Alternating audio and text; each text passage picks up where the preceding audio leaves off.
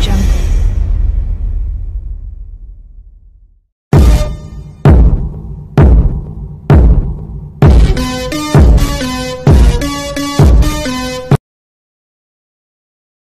Au bout d'une rencontre publique, les élèves d'Abdul-Magui de la BAM ont été confrontés à une question pertinente de la part d'un jeune homme qui s'était lui-même présenté comme un musulman.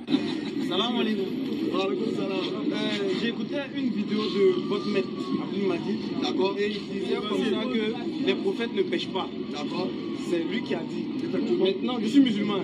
Je lisais comme ça la sourate 48, verset 2, dans laquelle on dit afin qu'Allah te pardonne tes péchés passés et futurs, c'est cette parenthèse-là qui m'intéresse. Or, il a dit ici, les prophètes, ce qui veut dire lui-même, ne pêchent pas, il n'a pas péché. Et ici, on dit qu'on va lui pardonner. Mais bon, il ne pêche pas, on lui pardonne quoi? Shalom, soyez tous salués dans le puissant nom de notre Seigneur Jésus. C'est comme je le dis toujours, c'est le nom qui a été donné au-dessus de tout nom. Alors, si vous croyez en Jésus, vous devez au préalable prendre votre baptême au nom de Jésus. Pourquoi? Je le dis pourquoi. Parce que celui qui croit vraiment en Jésus, il est digne et il est honorable pour lui, pour son salut, de prendre le baptême au nom de son Seigneur. Alors, le baptême au nom de Jésus, c'est le baptême au nom du Père, du Fils et du Saint-Esprit. N'oublions pas que au nom est au singulier. N-O-N et O, c'est A-U. Donc cela signifie que on parle d'un seul nom qui a trois attributs, qui a trois facettes. Le nom du Père, c'est qui? Le nom du Fils, c'est qui? Le nom du Saint-Esprit, c'est qui? Alors, je suis là pour vous révéler que le nom du Père, le nom du Fils et le nom du Saint-Esprit, c'est le nom de Jésus. C'est Jésus qui porte tous ces trois attributs, sur ces trois formes. Alors aujourd'hui, j'aimerais parler de quelque chose, du péché. J'aimerais aborder avec vous le thème sur le péché. Alors, qu'est-ce que c'est que le péché? Le péché est la transgression de la loi de Jésus. Alors, le péché est la transgression de la loi. Que signifie aussi la loi? La loi, c'est le respect des préceptes établis par Christ. La loi a été donnée par Moïse. Moïse est venu avec la loi pour régir le bien vivre, le bon vivre dans la communauté sociale, entre les humains, pour éviter certains débordements, le respect de certaines mœurs. Certaines perversités doivent être camouflées dans le respect de ces règles établies qui régissent même l'harmonie entre les hommes. Alors, le péché est la transgression de la loi. Si on vous dit ne volez pas, si vous volez, vous avez transgressé la loi et vous avez péché. On vous dit l'adultère, c'est un péché. Si vous la commettez, si vous commettez l'adultère, alors vous avez péché. Alors, on vous dit le meurtre, si vous tuez, vous avez péché. Pourquoi? Parce que vous avez transgressé la loi. Alors, la loi a été établie par Dieu pour régir le bon vivre entre les hommes. Alors, Jésus est venu avec la grâce, sans annuler la loi. La loi a été établie. Voilà pourquoi Jésus lui-même, il a dit, je ne suis pas venu pour abolir la loi, mais accomplir ce qui avait été dit de moi par les prophètes, par les psaumes. Donc, Jésus est venu accomplir sa venue. Des choses qui avaient été dites avant lui, il vient pour les accomplir. Il ne vient pas pour abolir la loi. Voilà pourquoi la loi est bonne. Parce que c'est la loi qui peut sauver un homme. La loi peut permettre à l'homme de vivre dans de bonnes conditions, sans déranger, sans être une menace pour les autres, et vivre en harmonie et en paix avec tout le monde. Voilà la loi. Maintenant, en ce qui concerne le sauvetage de l'âme, en ce qui concerne la sauvegarde de l'âme, il faut croire en la grâce qui a été donnée gratuitement pour toutes les personnes qui croient. Si tu crois, tu prends ton baptême, tu es sauvé. Alors, aujourd'hui, je parlerai du péché et j'amènerai à comparaître deux êtres. J'amènerai à comparer deux êtres. Le premier, c'est celui qui est venu en premier, qui est Jésus. Jésus étant venu en premier, c'est lui que j'amène au préalable. Alors, Jésus, étant le prophète des chrétiens, étant celui qui est considéré comme le Seigneur de tous ceux qui croient en lui et qui croient en sa mort et qui croient en sa doctrine. Alors, nous chrétiens, nous devons savoir qui est Jésus. A-t-il péché? Sa vie sur terre, 33 ans, est-ce que pendant ces 33 années sur la terre, a-t-il péché une seule fois? Nous devons nous rassurer avant de suivre cet homme. Alors, aujourd'hui, je vous dirai sans équivoque, sans trembler, sans doute possible, d'après ce qui a été écrit dans le livre saint, dans les 66 livres révélés, d'après ce qui a été écrit dans la Torah, dans le Talmud, le livre juif, d'après tout ce qui a été dit, Jésus a vécu sur la terre 33 ans, il n'a même pas péché une seule fois, même pas un péché. Et cela a été aussi dit par d'autres savants, par d'autres chercheurs, par d'autres érudits du livre, des personnes qui ont fait des recherches, qui ont compris que Jésus a vécu sur la terre sans péché. C'est le seul être ayant vécu sur la terre, terre des hommes remplis de péchés, remplis de tentations, remplis de vices. Il a pu vivre sans péché une seule fois. Un tel homme, s'il n'est pas divin, c'est que Dieu n'existe pas. Comment un homme peut-il vivre dans la terre, sur la terre des hommes, pendant 33 ans sans péché? Comment c'est possible? Expliquez-moi s'il y a une autre personne qui a fait là autant. Y a-t-il une autre personne sur la terre qui a vécu 33 ans? Non, 20 ans sans péché. Y a-t-il un homme qui a vécu 20 ans sans péché sur la terre? Pouvez-vous me citer un nom d'une personne, quel qu'il soit, de quelle religion qu'il soit, ayant vécu sur la terre sans péché? Moi-même qui vous parle, je suis un pécheur. J'ai péché. La seule chose qui m'a sauvé, c'est la grâce en Jésus. C'est sa parole qui m'a sanctifié et qui m'a justifié. Je vous parle en tant que juste, justifié et sanctifié. Juste juge des nations qui n'ont pas la croyance en Jésus. Juste juge des anges. Juste juge, juste héritier de son Père. Juste héritier, co-héritier avec Christ. Fils de Dieu, je vous parle. Y a-t-il un homme qui peut se vanter sur la terre et dire « J'ai vécu toute ma vie sur la terre, je n'ai jamais péché ». Y a-t-il un? Est-ce qu'il y a quelqu'un? Et ceux qui se réclament de la meilleure des religions, la religion de paix, religion de paix, religion de paix. Y a-t-il un parmi eux qui peut venir ici et me dire qu'il n'a jamais péché? Il y a un? C'est possible? Je ne crois pas. Voilà pourquoi je vous le dis en vérité, en vérité. Celui qui ne suit pas Jésus est condamné. Parce que, un, il n'a jamais péché. Il est mort sans péché. Il est ressuscité des morts. Il a vaincu la mort. Il est monté au ciel. Pourquoi est-il monté au ciel? Parce qu'il était pur, sans péché, saint. Jésus était saint. Par sa nature, par son essence, il était saint, saint, saint. Et nous savons tous que celui qui est saint, saint, saint, c'est l'Éternel. C'est Elohim, c'est Jéhovah Jireh. C'est l'Éternel Dieu Tout-Puissant, Père éternel.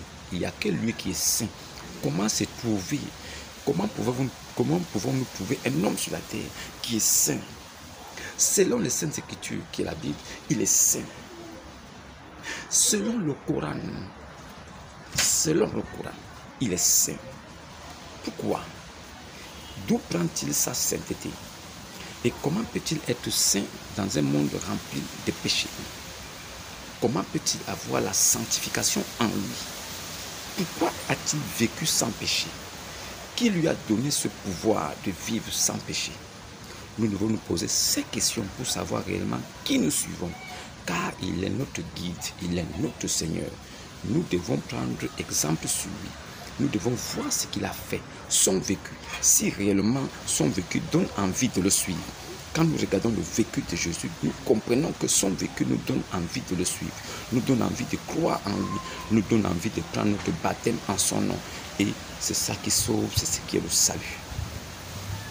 Maintenant, j'amène à comparaison le deuxième individu, celui qui est considéré comme le sceau des prophètes, celui qui est considéré comme le dernier des prophètes.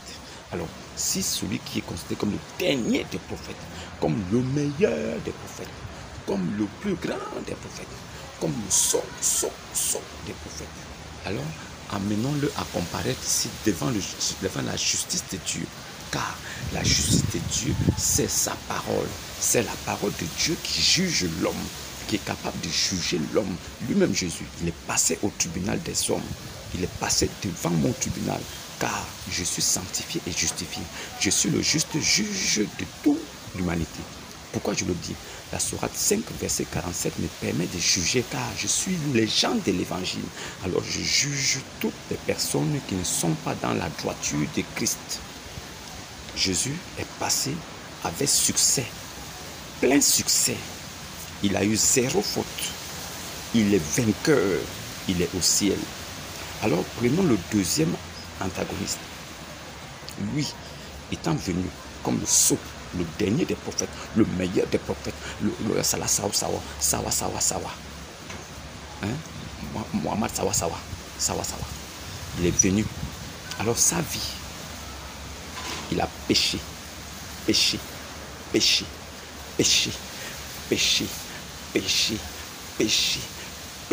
encore. Il a récidivé le péché.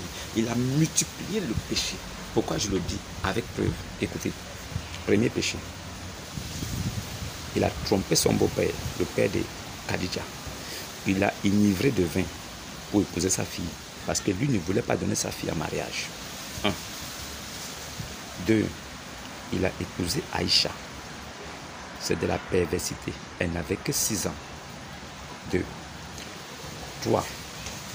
Il a pris la femme de son fils adoptif. Il est écrit, l'homme ne connaîtra jamais, un père ne connaîtra pas la nudité de sa belle-fille. Un homme ne peut pas prendre sa belle-fille tant que son fils vit. Et pour aller plus loin, un homme ne doit pas coucher avec la femme d'un homme tant que ce dernier est en vie. Péché. 3. 4. Il ne s'est pas arrêté là.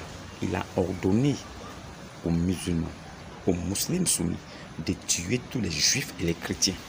C'est écrit, il y a au moins 42 versets qui parlent de combattre-les, tuer-les, péché. Maintenant, il y a un verset 40, le chapitre 42. Le chapitre 42 du Coran dit que lui là, Allah, nous pardonne ses péchés passés et futurs. Péché passé et futur. Ça veut dire que 5, il a péché. Il ne s'est pas arrêté là. Il a encore fait quoi? Vous voulez savoir? Il a adoré un caillou, la pierre noire de la Kaaba. Il a fait bisou à cette pierre. C'est de l'idolâtrie. Devant Dieu, c'est une pierre taillée. Et quand tu adores une pierre, devant Dieu, tu es idolâtre. 6. Vous voulez que je continue? Vous voulez que je continue? Il a violé. Il a pris de force des femmes. Il a violé. C'est écrit dans le Saïd al-Bukhari. Saïd Muslim. Dans des hadiths. C'est écrit. Il a violé des femmes. 7. Je peux continuer si vous voulez. Vous allez voir. Je peux continuer. Oui, je peux continuer. Pour vous dire que cet homme, seulement avec le nombre de péchés que j'ai cités, il ne peut pas être saint. Il ne peut pas être sanctifié. Il ne peut être justifié. Il est passé de la vie à la mort. À l'heure où je vous parle, il est sous terre. Il n'est pas ressuscité. Pourquoi? Rempli de péchés, alors il est privé de la gloire de Dieu. C'est comme ça que vous devez voir les choses. Alors, moi, je n'irai pas plus loin en vous donnant des détails. Vous allez voir que le mensonge a assez duré. Et le mensonge s'est arrêté depuis que Dieu a suscité des personnes dignes, capables de venir arrêter le mensonge, arrêter l'hémorragie. Alors, c'est la débandade et la souffrance dans l'autre camp. Ils ont compris et ils vont comprendre. Nous allons exposer la vérité ici. Pour des personnes affermies qui connaissent, qui ont une certaine intelligence. ils verront avec l'œil de la certitude que oui, c'est la vérité. Alors eux-mêmes, ils quitteront de là-bas sans qu'on leur demande de partir. Le but est d'amener les gens à réfléchir, à faire des recherches, à savoir où ils sont, pourquoi ils sont là, comment ils sont arrivés à ce point et à se remettre en question. Faire des recherches, connaître et chercher la vérité. C'est le but. Le but est d'amener les gens à réfléchir. Alors regardez la vidéo. Vous allez voir nos frères qu'on aime bien, que nous voulons sauver. Essayer de défendre leur papa, leur type là. Ils vont essayer de le défendre. Il n'a pas péché. Le péché est monté. Le péché est monté. Vous allez vous-même voir avec l'œil de la certitude le mensonge incarné dans la peau d'un homme. La révélation du mensonge qui ne mène nulle part. Suivez la vidéo avec les détails, les précisions. Vous allez voir, vous allez comprendre. Shalom. Qui fait débat parmi les théologiens musulmans des différentes écoles de jurisprudence est celle de l'infaillibilité des prophètes et des messagers d'Allah Azzawajal. S'appuyant sur ce postulat des bases théologiques, Béni Islam va surfer sur le dilatoire pour tenter d'embrouiller son interlocuteur, quitte à ne pas être lui-même convaincu de sa propre réponse. Afin qu'Allah te pardonne tes péchés, écoutez le coup, passé et futur. D'accord. Il veut dire il a fait dans le passé et il va faire encore demain. D'accord. Il faut bien écouter. Écoute bien. Parce que le verset est très complexe. Parce que le verset est très complexe. Hein? Le verset est très complexe. Tu dois savoir qu'en réalité, le verset est en train de dire qu'il n'y a rien. Menteur. Menteur. Qui allons croire au message. Menteur. C'est pourquoi un jour les compagnons de Mohammed en train de faire ce soir. Ah mais Rassoul, toi-même, tu es pardonné de ton fils. Son épouse Aïcha aussi. Tu es là en train de faire stikfa, c'est quoi, il y a quoi? Faites le stikfa autant que vous pouvez. Il faut toujours demander pardon à Allah. Parce que le champ d'action du péché, l'enseignement qu'il a voulu nous donner là, le champ d'action du péché est vaste. Le péché n'est pas seulement physique ou matériel. Le péché peut être dans l'esprit. Rien que par la pensée, c'est clair. Or, ce qui est par la pensée, on ne peut pas tout contrôler. Tu vois? Donc, toujours le croyant musulman doit demander pardon à Allah. Chaque fois. Lui, de sa tête, il n'a pas volé la journée. Il n'a pas menti. Il n'a pas forniqué. Il n'a pas fait adultère. Il n'a pas mangé porc. Il n'a pas bu koulourou. Il n'a pas fait tout ça. Mais on dit, demande pardon à Allah. Peut-être qu'en marchant, tu as écrasé une fourmi sans t'en rendre compte. Peut-être qu'en pensant, tu as pensé mal de quelqu'un. Ça n'arrive pas méchamment.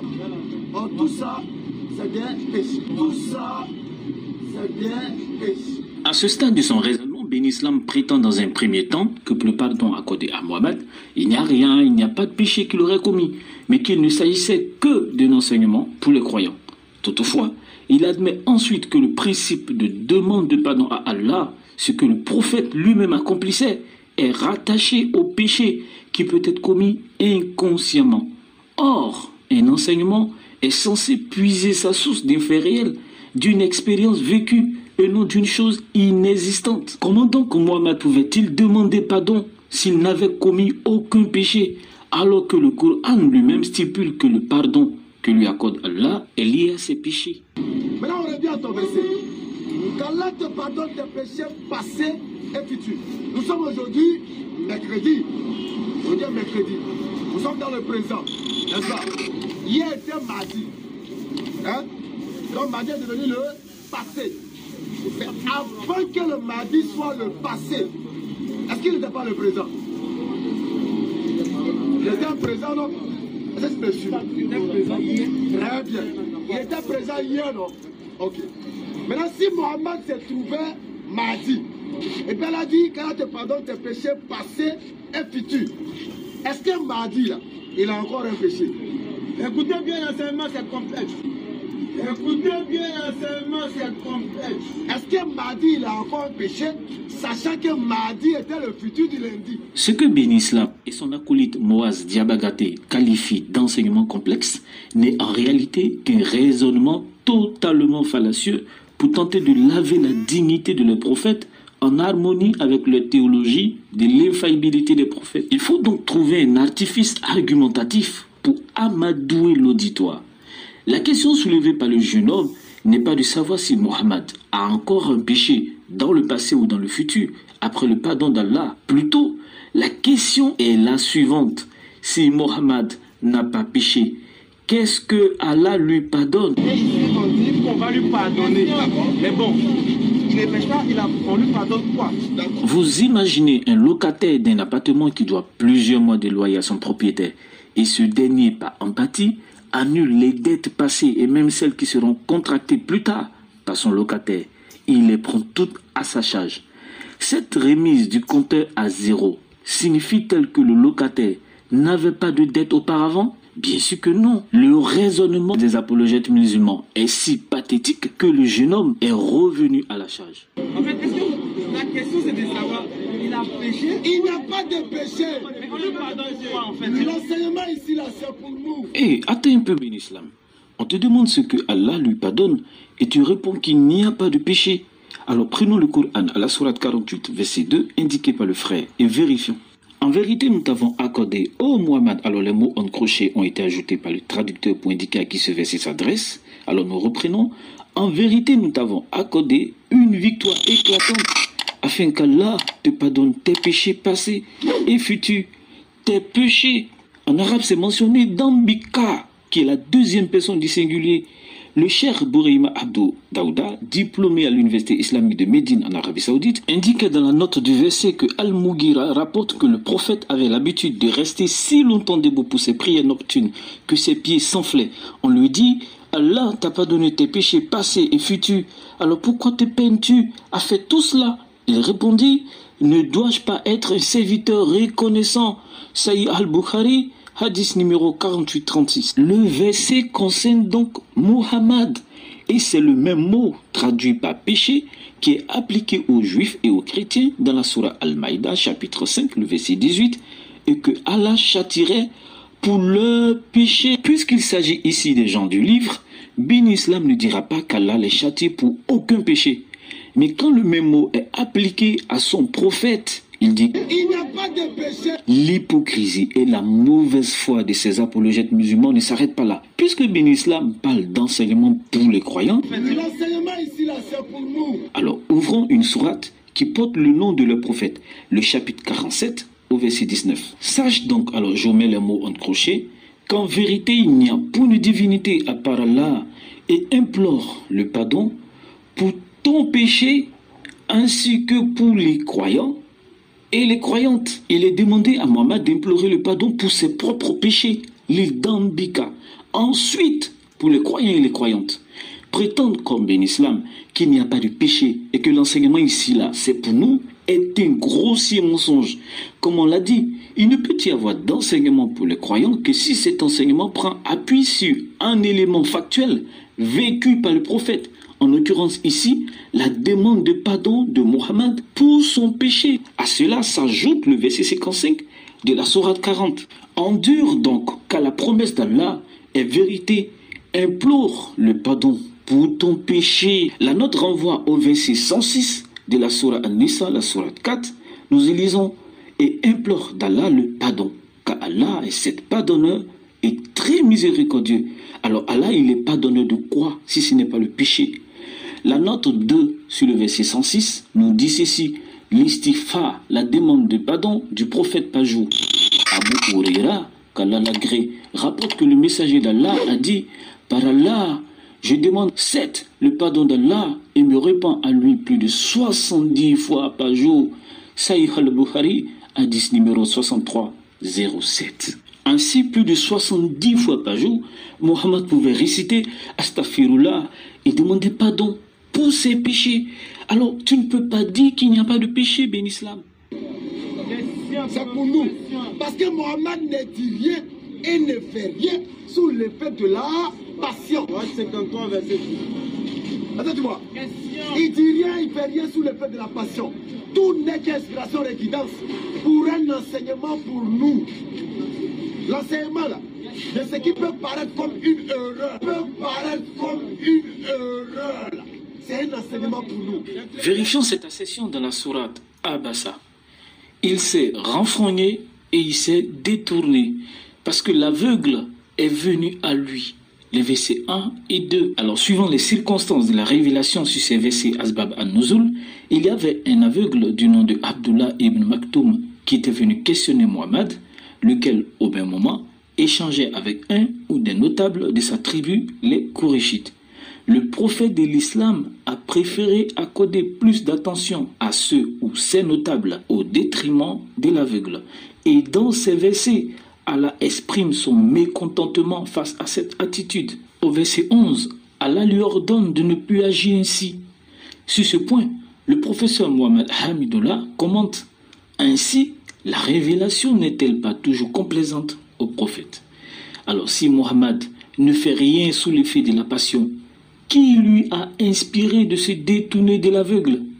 Est-ce Allah lui-même, celui-là qui l'a réprimandé par la suite? Avant de dire qu'il s'agit là d'un enseignement pour vous, admettez que ça a été au préalable une expérience non complaisante vécue par votre prophète. Prenons à présent la sourate Al-Dua, sourate 93 au verset 7. Ne t'a-t-il pas trouvé égaré? Alors ici le traducteur, le cher Bourima Abdou Daouda, précise qu'il était ignorant de ce Coran et de ses lois, et il t'a guidé en t'accordant la prophétie. Dans son exégèse, l'imam Ibn Kathir souligne que ce verset est synonyme au verset 52 de la sourate 42 où il est dit: et c'est ainsi que nous t'avons révélé un roux esprit, ici le Coran, provenant de notre Père. Tu n'avais aucune connaissance du livre ni de la foi, mais nous en avons fait une lumière par laquelle nous guidons sur le chemin du pur monothéisme islamique. Ça, c'est l'addition du cher Bourima, qui nous voulons parmi nos serviteurs. Et en vérité, tu guides vers un droit chemin. Avant d'être considéré comme prophète, Mohammed n'avait donc aucune connaissance du Coran ni de la foi islamique.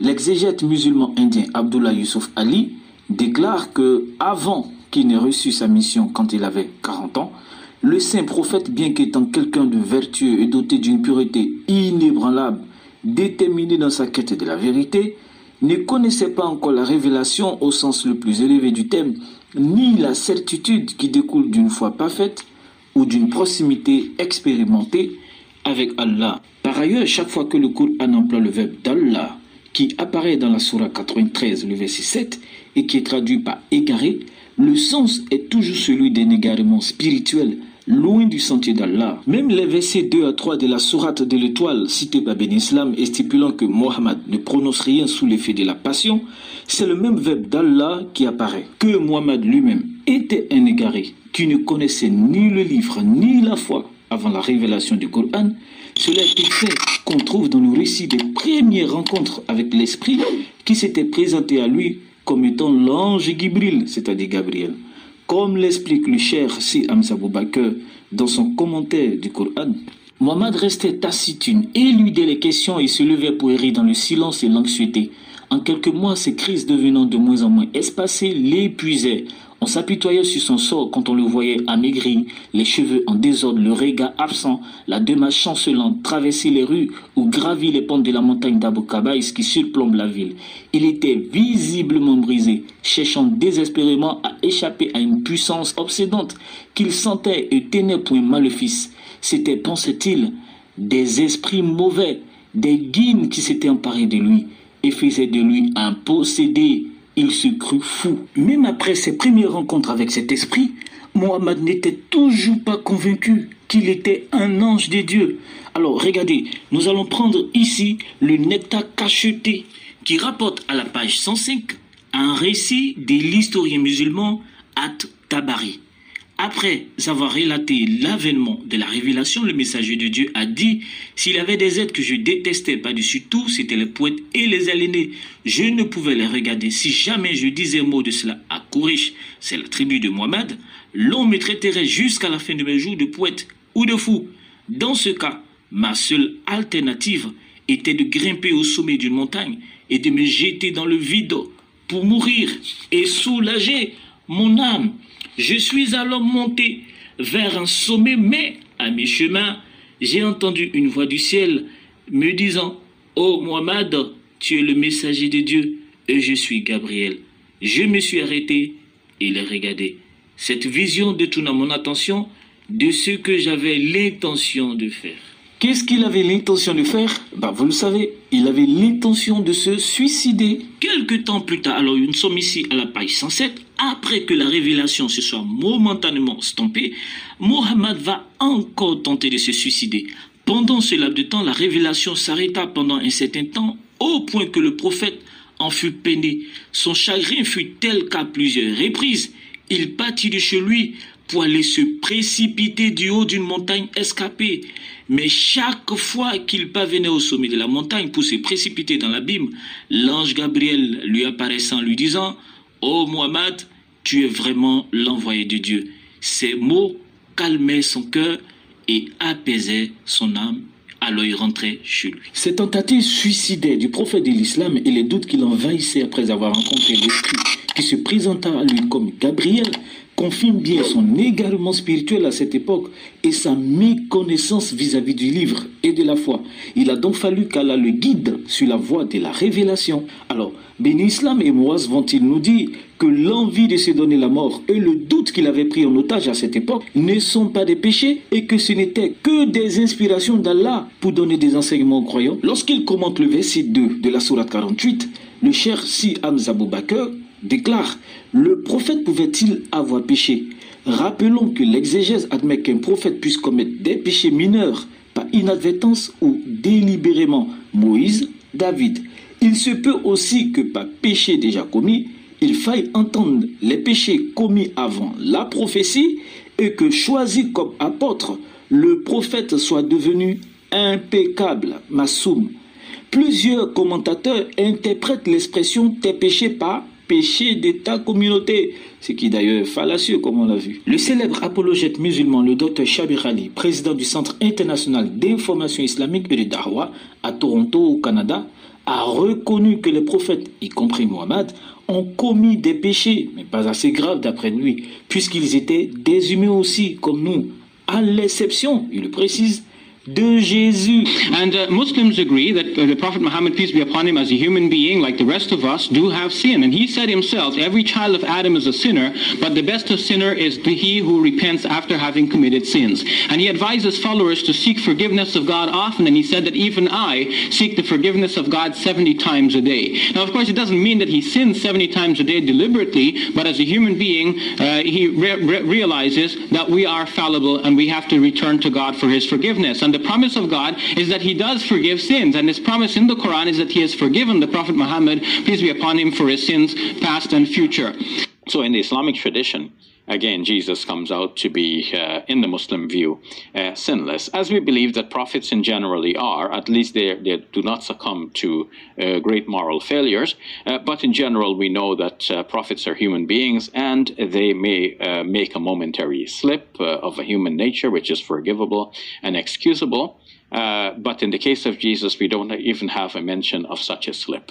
Thank you for sharing that, Dr. Shabir. You're welcome. Ainsi, lorsque des zélates musulmans comme Ben Islam et Moaz vous disent que le pardon des péchés passés et futurs de Mohammed est quelque chose de complexe, en passant par le Mahdi qui est le futur du lundi, mais le passé du mercredi, comprenez que vous avez affaire à un discours tout craché de la tahiyya en vue de sauver l'honneur de leur prophète. Donc tout ce qu'il fait, c'est des enseignements pour nous. Alors, le passé et le futur, là, Mohammed n'a pas de péché. Je répète encore mon cheminement. Hier était mardi. Aujourd'hui est mercredi. Mardi hier était le présent de ce mercredi qui était le futur du mardi. Est-ce qu'il a compris? Oui, t'inquiète pas pour nous, on a tout compris. Barakallahu fikoum. Assalamu alaikum wa rahmatullah wa barakatuh.